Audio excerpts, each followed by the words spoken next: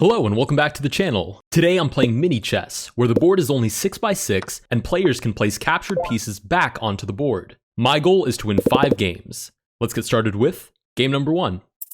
This was easily one of my favorite variants because of how dynamic it is. I'm not really sure what constitutes an opening, so I guess my first goal will just be to promote the pawn.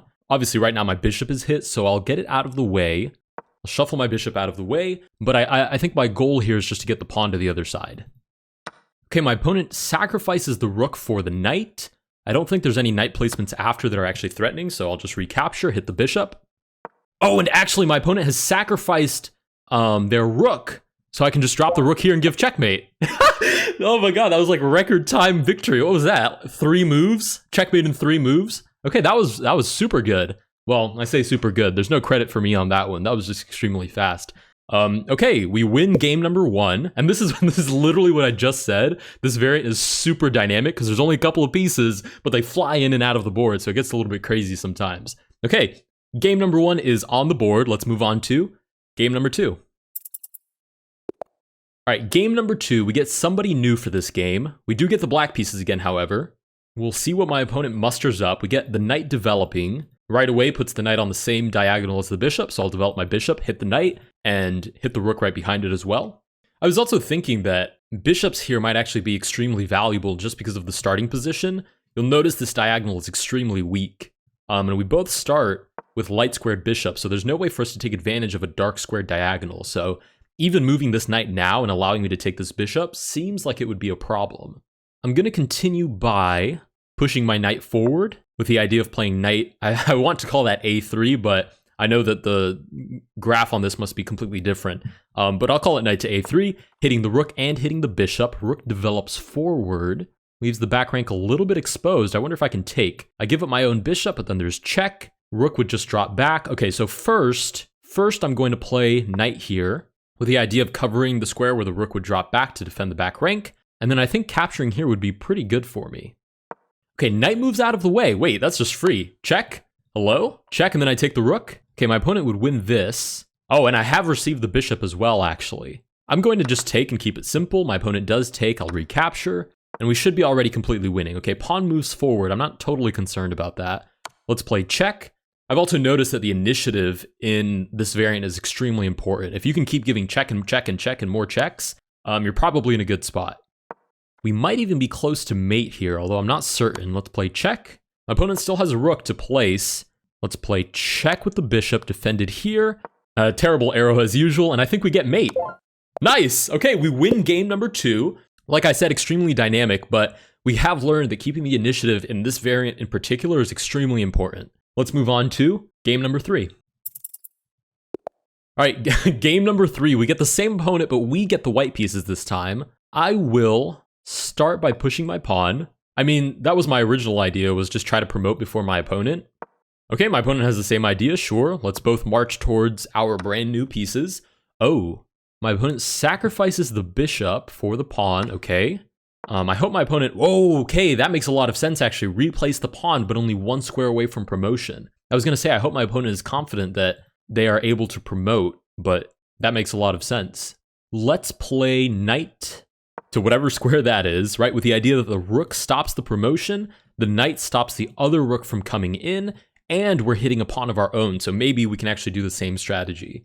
Oh, and I've actually just noticed we have the bishop again. The bishop that I mentioned earlier would be really good to have so we can place it on this weak diagonal, right? It's weak from the get-go, so we should probably try to take advantage of it. Rook moves forward. I think I can just, oh, if I take, looking for this fork, my opponent actually has rook here, which gives check and picks up the bishop. Okay, so instead, I'm going to drop the bishop first with check, and that way the bishop actually covers this square. Okay, king moves this way. Let's play bishop back, setting up a discovered attack, defending the knight in the process, and we're still covering the square of promotion, so this should be good for us. Okay, knight comes forward, doesn't do anything about the discovered check, so I'll take that pawn that's threatening promotion with that discovered check. We force the king back to g8 pretty much, because of how strong these bishops are right now. Okay, king moves back. I will just put my knight back and threaten this pawn again. I mean, it would be great if my opponent walks back into the discovered check, so. Okay, knight takes, removes that pretty powerful bishop. I will take back with if I take back with the rook, I'm kind of asking for bishop here and then just loses the rook. So I guess I have to take back. Ooh, yeah, I can take back with the knight, right? If check, I just drop a pawn here and I think I'm okay. Although I did think that was checkmate for a second.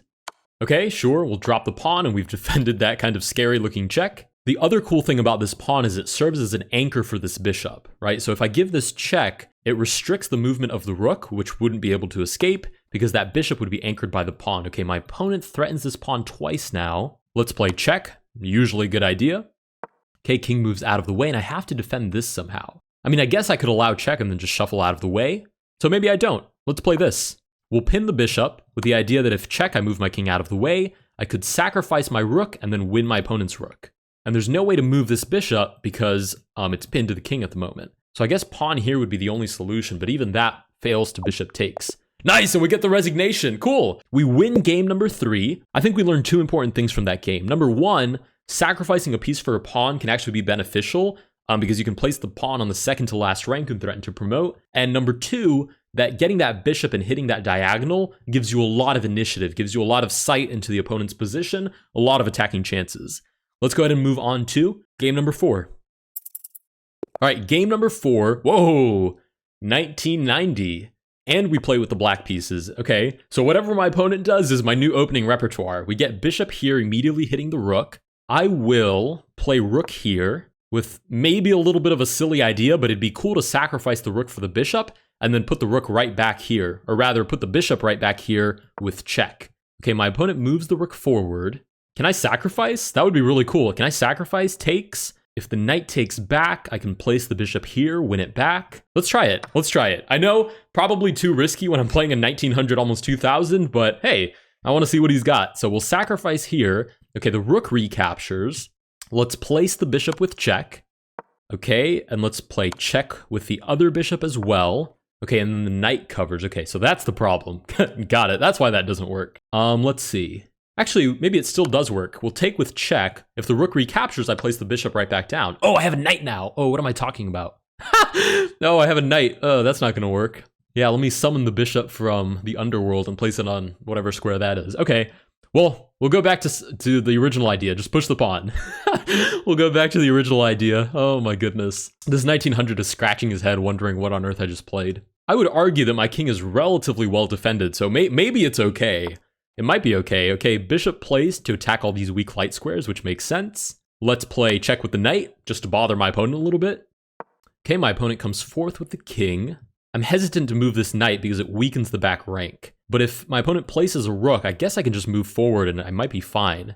Bishop comes in with check, I move forward again. I think it's survivable and it's worth the attacking chances that we gain. So we'll give it a try. Okay, rook comes in with check, I move my king out of the way. And I wonder what the actual follow-up is, because now there's this threat as well. Check, hits these 2 pieces. Oh, I actually can't play this. If my opponent takes my knight, I recapture, my opponent can drop a knight here, and I think that's checkmate. Okay, instead my opponent sacrifices. I really have no choice but to recapture. And we're actually up on time on a 1900, almost 2000 rated player. I mean, this is this is pretty revolutionary for me. I might be onto something. Okay, another sacrifice. I will accept that one as well. And I have 2 rooks now for the 3 minor pieces my opponent has, which could get a little bit scary. So I'm going to place a rook down right now with check. Okay, my opponent counter checks me. Is it worth sacrificing? If I sacrifice, my opponent takes back. It might be worth it to have a knight on the board, but I'm not certain. Let's just move my king out of the way, and we pin this knight in the meantime. Okay, opponent down to 10 seconds. We're playing 1-5 though, so we get a minute to start, and you get 5 seconds back for every move. So there is time to think. My opponent gives check. I really have no choice but to move back. That's my only legal move, so no point in contemplating it. Okay, bishop check. Again, only 1 legal move, so played. And I think my opponent's out of checks. I think that's it for the checks. Okay, bishop comes here. How do I justify this terrible situation? The threat is check, and then I can take back, so that might actually be fine. Let's play check and try to win this knight. Sure, check. We win the other knight. Nice. Okay, I think we're actually winning. There's 2 light squared bishops. My king is on a dark square. I might actually be totally winning here. Okay, bishop moves out of the way. Let's play check again. Nice. I'll keep my rooks on the board. I'm very happy with where they are. I need a trade though. So let's drop a knight here and fork the bishops. Nice. We'll take. My opponent's obviously going to bum rush promotion. Let's play another check. Okay, and I'm not sure how I'm supposed to make checkmate appear in this position. In the meantime, let's play check with the bishop and cover the square that pawn is trying to move to, and then I guess just save our rook. So let's move our rook over. Oh, I've just realized I've allowed this check. Okay, but my opponent doesn't play that. Okay, forks basically all of my pieces. I'll pin the knight to the king. Okay, the king moves back. Let's go ahead and sacrifice. Sacrifice for the knight, although I give my opponent a rook. Let's play check and push the opponent's king back. I just want to restrict my opponent's movement as much as possible. Let's play check with the knight. Knight checks are pretty OP in this variant because there's no way to block them. Okay, let's think. If I drop a knight check right now, the king moves out of the way. That's no problem for my opponent. So I'll play check with the rook. Can't block it because it's contact. And I guess I just pick up the bishop now. I pick up the bishop and then I look for some kind of smothered mate here. Okay, drops the rook with check. Should not be an issue. I'm going to move my king forward with the idea that if check, I can drop my own bishop with check. Oh wait, do I want to give my opponent a bishop though? No, definitely not. I'm going to move my king out of the way and force my opponent to sacrifice. Okay, to get another piece, sure. I'll take with the knight. The only safe bishop check is here, but that kind of restricts the king a little bit, so it's kind of scary. Not to mention that a bishop placed on the board means that that's the only square it will be able to control, right? So a light squared bishop means only light squares. I move to a dark square, all of my problems are solved. Okay, pushes the pawn. I'll play check, take the pawn. Sweet, give me the pawn. I do need to restrict the king in just a moment. Okay, my opponent, oh, I was gonna say my opponent seems to allow this, but then bishop check wins back a rook. So let's play check this way instead. I mean, I have so many pieces, I should be able to just place them and eventually get checkmate. Sure, we'll take with check, and we should get back rank on the next move. Nice, okay. We beat a 2,000 rated player for game number 3. That was insane, wow. We slashed a bunch of rating points as well. I feel kind of bad. That was really, really good. I'm very proud of how we played that. I'll admit right away, the opening, extremely sketch, probably won't do that again, but the way we played the rest of it, fighting for the initiative the whole time and making calculated sacrifices, I mean, I'm really happy with that. So we win game number 3. The drawback is that I got a lot of rating points as well, so we might have to play some stronger opponents for these last 2 games. Let's move on to game number 4. All right, game number 4. We're playing a 1,700 rated player. My confidence is through the roof. Okay, we see the same opening. Question is, do I do this? Moral dilemma, do I play the same dubious opening? Yes! I know I said I wouldn't, but it was so much fun and we beat a 2,000 rated player with it, so, you know, I have to try it one more time. Even if I lose this one, I'll be 50-50 on that opening. Okay, the pawn moves forward, so there's no more ideas. I think my opponent understood the idea. There's no more ideas of taking and then playing check to win the rook. Because if I take, my opponent takes back with the knight, I drop check, king moves forward, and I've basically just given away material. So I'll push my own pawn forward. Okay, my opponent does the same. Can I take and then play check and win back the bishop? Check. Either king forward or the knight blocks. One of those two has to be played. Or well, I guess the bishop could block. And I believe I've just won a clean pawn there. Okay, the king comes forward. That's really risky in this variant, but my opponent seems to be game for it. I'll take the bishop. King comes forward again, very aggressive. Question is that a sustainable move? Let's move the rook back. Let's move it just right to here. If the king comes forward again, I play check and I win the rook behind it. Oh, I've dropped my own rook. Okay, I have to block with the rook so that I don't lose too much material. Oh, I didn't see that fork. Oh, that's pretty brutal. Okay, I take back. Spent too much time talking smack about my opponent's move, not enough time actually coming up with a good one. Okay, knight comes in with check, threatening the pawn. Let's play forward. If I drop the pawn, I'm okay with that because I'm looking to win back the initiative, right? So losing the pawn is not a forcing move on my end. I get to play whatever after that. Question is, how do I play this now? I'd like to drop the pawn as far forward as possible, but at the same time, I understand that I need the initiative. So let's play check with the pawn. We have 2 bishops to play with. I'd love to place one on a light square and the other one on a dark square. We'll see how that works out. King shuffles over. We'll drop the dark squared bishop here with check. Ooh, drops the pawn to block. Counterattacks the bishop, actually. Let's play check with the knight since the square is no longer guarded by the rook. Nice, let's play check, win the rook. Okay, not bad. Okay, king moves forward. I win the rook. And what I really like is that my opponent's king is once again kind of on the ropes. Okay, the pawn does take the bishop. Very natural move. If I take back with the king, There's a lot of moves that my opponent could play that would make the game a little bit scary for me, but I think I have to get rid of that pawn to prevent that promotion. So I lose the initiative once more, but I've solved this kind of scary pawn problem. I do lose the knight. Okay, let's play pawn here. Try to cause the same problem for my opponent. I've placed it here because it's also kind of in reach of the king, so I might be able to defend it if necessary with a king move. Oh, I've just noticed there was this check.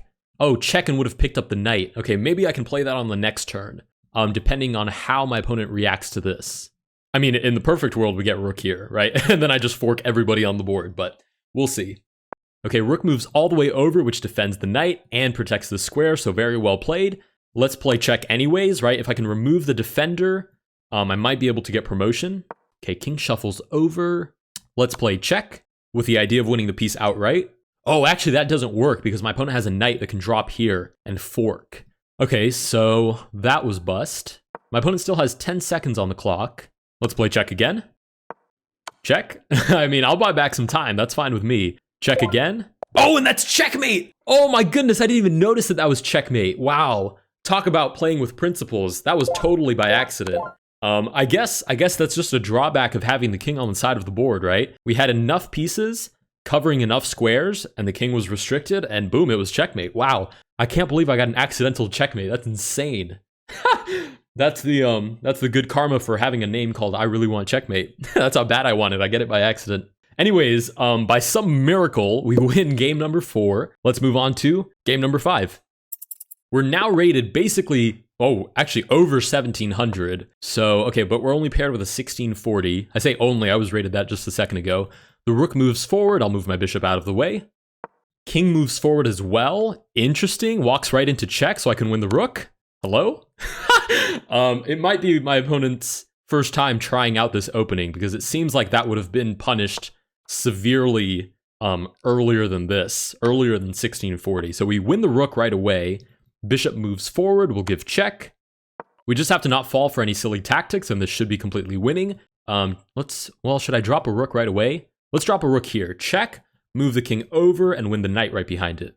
It's crazy because this in this variant, if you make one little mistake right at the beginning, you give your opponent a little too much material and a little too much initiative, and it's basically you can pack up your bags. King moves over. Let's play check, looking for this trade. Although I guess trades aren't really worth anything, right? You don't actually simplify. You give your opponent a chance to replace that piece. So let's actually hold off on that trade. Let's play check. Try to keep my opponent on the ropes a little bit. And there should be a way here to give checkmate, and I'm probably just not seeing it. Let's play check. Cool, check again. Forces the king back. And where's checkmate? Am I am I this blind? Let's see. I guess maybe I should trade off. Oh no, I removed the defender of the rook. Wow, why is this so tricky all of a sudden? Let's see. Bishop here. Set up a discovered check. It'd be a shame to stalemate my opponent, so I have to watch out for that. But I guess for stalemate to occur, I'd have to win both of these pieces. Okay, I think my opponent is actually playing for stalemate right now, right? Exactly what I just said. If I take this piece for free, and then I take the pawn somehow, I would actually win, but I'll take with check, right? If it's check, it can never be stalemate, so that's a good start. Let's play check, and hopefully my opponent moves back. Okay, my opponent moves towards the center. That's actually quite annoying. Let's save the knight. We'll save the knight because my opponent can still move this pawn, and then I really just need checkmate here somehow. I guess check here on the next move would be mate. Nice! Okay, we win game number 5. That was so good.